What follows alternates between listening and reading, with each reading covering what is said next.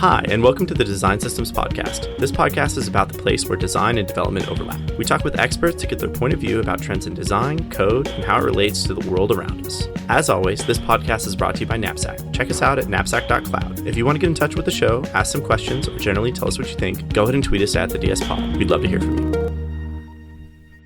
Hey everyone, this is Chris, the host of the Design Systems Podcast. This week, we're doing something a little bit different. A couple of months ago, I was approached by Christopher Clare, the director of design for the Facebook platform. He made a suggestion that we host a fireside chat about design systems and sort of their future at Meta with the Blueprint team. That's their design system organization. And so we decided that we would host this as a fireside chat in front of a lot of the Meta design organization and partners.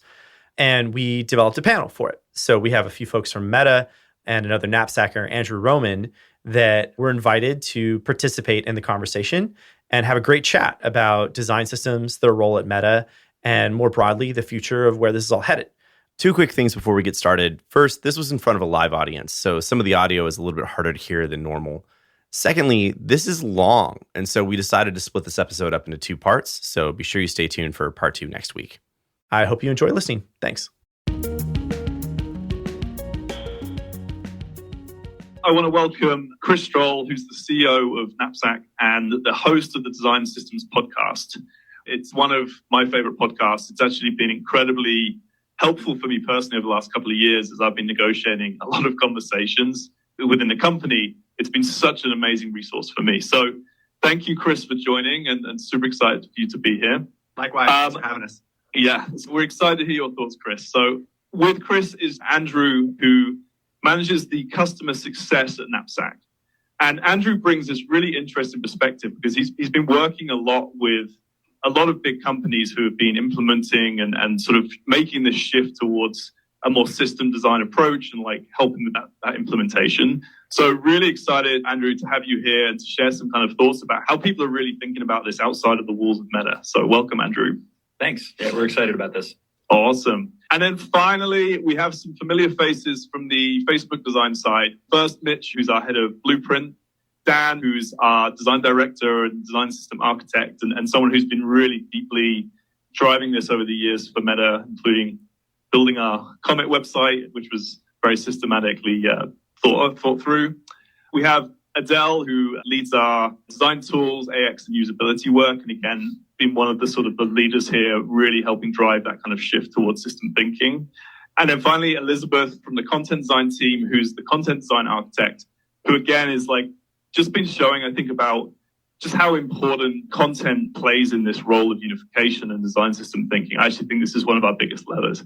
So an amazing panel. I'll hand over to them in 1 second, but just wanted to kind of give context as to why we made this happen. And it started, I reached out to Chris just after I took on this role as the head of the platform design team for 2 reasons. One, as I said, I was a huge fan because personally, I think it's helped me kind of think about the way I've been approaching kind of the conversations, which, as we all know, and we talked about a lot today, I think it's one of these things where it's sort of a no-brainer in the industry right now, but it's still really hard, to get people to kind of think about this and shift perspective. So I wanted to actually just reach out to Chris and say thank you for all of the material and for driving the podcast. So that was one thing. So thank you again, Chris. But the other thing was, before taking the role, I thought there's going to be things that I imagine are going to come up that get talked about again and again and again on Chris's podcast. And I think sometimes we struggle to sort of look externally. I think we often live in our own world in Meta. And actually, this isn't a problem that we're solving on our own. This is really a kind of a big sort of thing happening in industry. And every time I spoke to Chris, we had 2 calls, I came away just so energized about both the challenges actually become exciting as opposed to draining, which was like, I think this is going to be really great from this conversation. But also, there's a lot of very practical things that I think we can, as thought leaders in this space, start to be sharing. So that was how this kind of came about. I know Chris had worked with Eric from our team before. Eric's back from leave this week as well, which is very cool. So huge thank you both for joining and for the panelists. With that, Chris, thank you so much, and I'll hand over to you. Awesome. Well, thank you, Chris. Beyond the same name, lots of similarities between our backgrounds and our ideas of design systems and where this industry is headed. And I just want to say a huge thank you both to our past guest, Eric, and to you for putting this together. making me blush about your love of the podcast. Per your comment, when we were first chatting about this, the decision was kind of around, how are we going to talk with the team? What's the forum? What's the setup for this going to be? And I just really appreciate you being open to the idea of recording this and putting this on the show. So thanks very much. With that, kind of turning towards you all, obviously a lot of changes have happened inside of Meta recently. And in particular, Chris, in sort of this new role and various other things that are going on around the organization. I wanted to hear first from you, how have things changed over the past year since I last talked to Eric and others that have been shaped by this reorg and shaped by a new set of priorities? I mean, obviously, it's changed a lot of the way we're thinking. Like the actual core approach for the app itself has moved to what we kind of refer to as being way more people-focused, trustworthy, and unified. And that isn't just a design-led thing. That's an approach that we're really driving all up across the business. And I think it is different to how we approach things in the past. I mean, Meta famously has always been kind of the move fast and break things approach. And when you start to take more of a focus around unification and, system thinking all up, it creates tension, but really interesting tension there, which I think is actually sort of the space which is driving a lot of what we call foundational innovation here, which is like, how do we start to innovate, not just in the way we build products, but in the processes that allow for kind of that move fast energy that we had as a company, but whilst doing it in a very efficient way where we're not tripping over each other, we're not sort of shipping our org charts to our users. And I think that's been the biggest shift, is just the kind of the conversations there. The knock-on effect of that has obviously been the organizational changes where we've moved to be way more sort of one unit again, as opposed to lots of separate units inside Facebook. And then I think finally the bit which we're sort of working through now is then how do we shift the culture? And I think that, again, they're all really exciting challenges, but they're sort of the three areas that we've seen. I'm a real systems nerd, obviously. I started a company that's all about systems. And when I think about that, like unified, trustworthy, people first set of priorities, I think about this as a framework for change, right? Like this is this ambitious moment that you all are undergoing and undertaking together that really looks on this framework of, here's the change we want to make. Here's our intention that we're setting. And then here's this realization of that benefit. And I want to kind of try to focus first on that visionary side of it. And I know, Mitch, in particular, you were focused on some of this organization-wide systems first principles. Why don't you kind of touch on that? Yeah, as Chris touched on, right, a lot of this shift to a more unified experience is really kind of rooted in this desire to bridge these gaps between these silos that have existed for a long time. And I think what's really interesting about the Facebook competitive advantage is there's this social fabric that gives us that unique competitive advantage. We deliver social experiences, not just buttons or drop downs or media tiles on a screen. And so as we start to think more holistically past the lens of a single user who's maybe watching a story or sending a message to these much more complex and richer narratives of maybe like a new mother who's joining a Facebook community, making connections, discovering videos and learning, interesting parenting hacks, following a creator, discovering new products to help them on their journey through parenthood. This tapestry of experiences is all still powered by Facebook. And there's this need for that to feel consistent, unified, and high quality. And so I think by sort of even shifting the narrative of how we're approaching the products, you see this need to drive consistency. And there's a really good overlap between this systems first approach and building a really strong foundation to enable us to connect and experience in interesting ways that we never have before. Gotcha. And so that's really using that intention of unification to have this realization for benefit for users. And I love that you really rooted that in user effectiveness. So like, what does an effective product look like? What does that experience look like? And as that experience moves from part of the Meta ecosystem into another, how does that feel unified in that approach? And so that breaking down of that siloing, like how are you guys seeing that happening? Like what is the vision for what that looks like? And how are you investing in that future? Yeah, I think a really big kind of core investment is in the design system itself and then supporting that with a lot of great technical innovation. And I think, Dan, if you want to touch on some of the really interesting key investments there, we can kind of start to unpack that.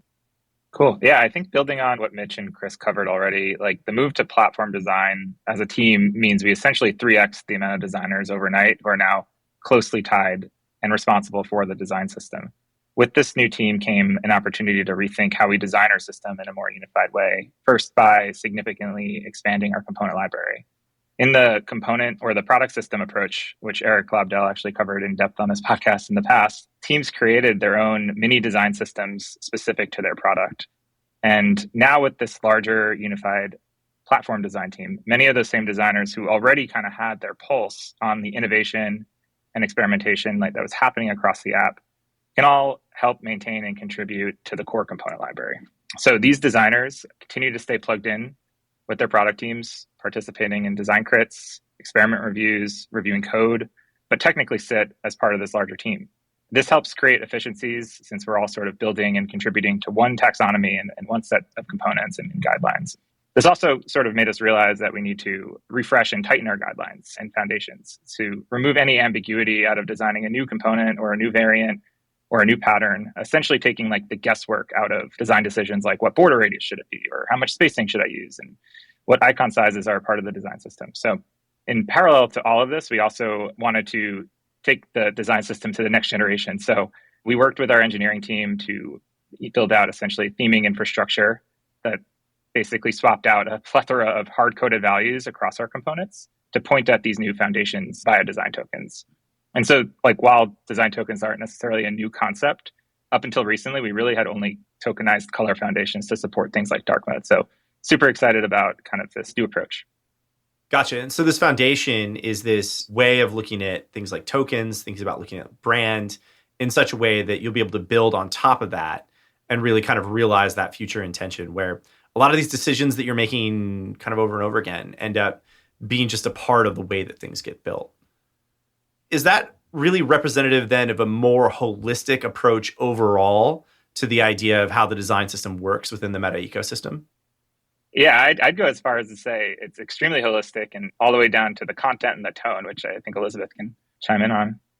So I'm going to talk just a little bit about content and content design as part of a design system. And we've been talking about how all of this is in service of the unification of Facebook. And one of the most important things, as you can imagine, is really bringing the content experience and the design experience together. And we have a big investment. We've had an investment over years of having content designers work on our design system. We have some incredibly talented folks that have done that.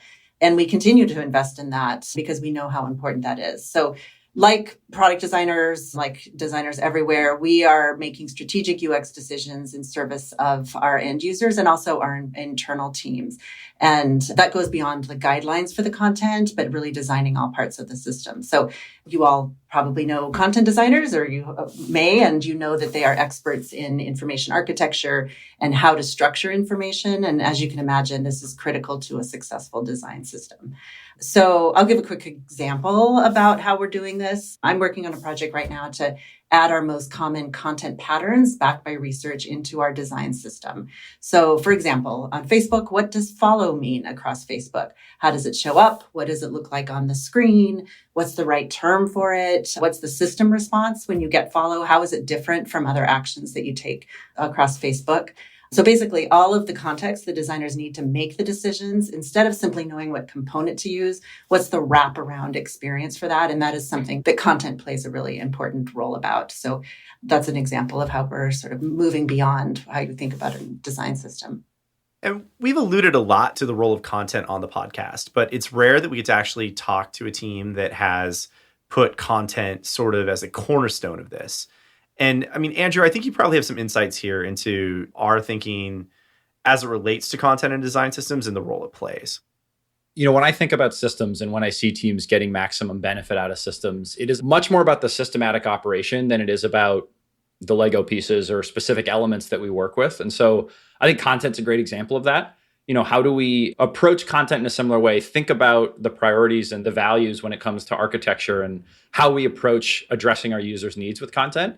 Like that is all systematic work, right? Even if the output, the content specifically on different brands is different, it's very similar, frankly, to like thinking about your CI/CD workflow in engineering or how they support testing. Like those should be parts of the system, especially in a complex org like Meta, Facebook, all the parts of your group, right? You've got a lot of diverse challenges and diverse types of users, but you're all also building product within an organization that has refreshingly aligned, ideals. So I think content is a great example. And frankly, a huge missing piece in a lot of systems. How do we think about that incredibly important part of the end user experience and get to those experiences systematically is just as important as like, how do we have an awesome button or nav element? So you brought up something in that, Andrew, that I think was really good, is the idea of, it's great to have these intentions. It's great to understand the benefits of them. But one of the things that's really hard about doing this is when you think about the scale of Facebook or the scale of Meta, it really is kind of the elephant in the room. There's a huge amount of scale that has to be thought of as a part of this process and the use of this system. And, with that comes some acknowledgement of that complexity. But here we also have this real opportunity to lead. And what I mean by that in terms of leadership is Meta has been a company that has for a long time led a lot of the foundations of how we build the internet. And likewise, I think there's an opportunity here to think about leading some of the foundations of how we think about design systems. And I wanted to kind of turn it back to Elizabeth for a second and thinking about like when we think about this future state within the Meta design system, within Blueprint, how do you envision, first of all, like how this gets built? I think that there's this idea of like where you're going from and where you're headed to. And I'd love your perspective on sort of the future here. Yeah, and we talk a lot about this. And I think it really comes down to moving from what Chris mentioned earlier, moving from the siloed approach to a unified approach. And I think unified is a big word that you'll probably hear a million times in our answers here. But I have a great example. Years ago, when I started the company, I was one of the founding designers on the marketplace team building, if you're not familiar, building our amazing commerce marketplace. And to build that, we were chasing success in a commerce realm. We were optimizing for things like product views and transactions and messages between buyers and sellers. But doing that meant we had to deviate from a design system. We had to deviate from an app unification because we were optimizing for commerce, for shopping, which, we were competing with other commerce and shopping apps. So we created our own components. We created our own terminology and our own content systems. And all of that made sense in a commerce experience and was pretty awesome and allowed us to grow exponentially. But it was a bad Facebook experience. And I think what we're seeing now is like that was wrong. And we are righting the ship and we are making it a much better experience when you move throughout the app versus come in, dip in and use Marketplace and go out. So that's where we're headed. That's our vision. So we're going to go ahead and stop here. This is a nice transition point to part 2 of our episode, which will be airing next week. Stay tuned.